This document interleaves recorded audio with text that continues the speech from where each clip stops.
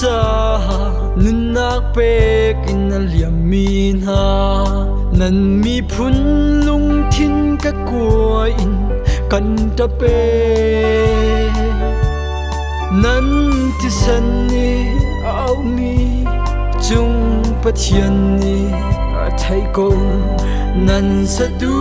tha luat nak ni atlang kau la lai ram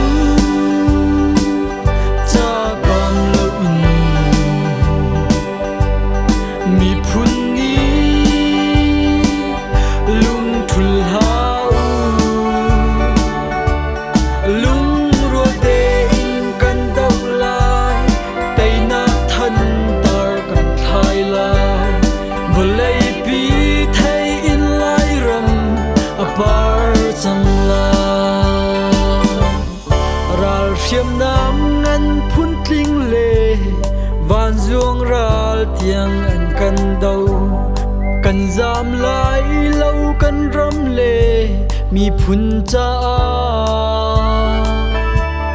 van lệ vlei a uk tu ral kapu boy for kan si mi chalau na an dong chan a phan kau la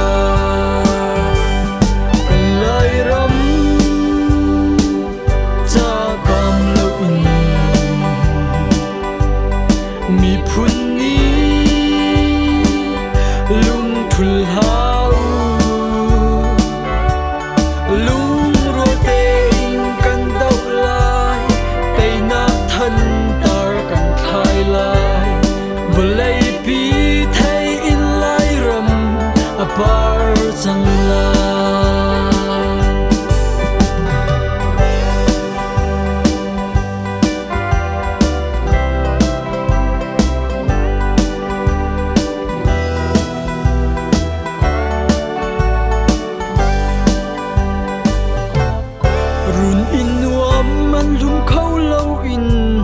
ram lak le chol buk tanga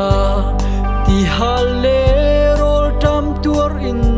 ram do tu na tai rial u lung dong lo in kham tu boy pa bau chan lo kan tai lai kan tai rim lai boy kri thong kan lai ram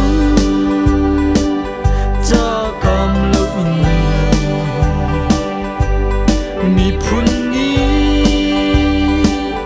lung thul hau lung ro te in kan dau lai tai na than tar kan thai lai volai pi thai in lai ram apar chang la kan lai ram cha kam lo in mi phun ni lung thul hau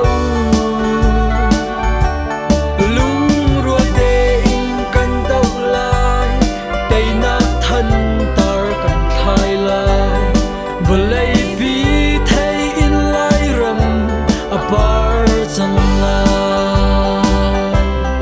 volai pi thai in lai ram apar chang la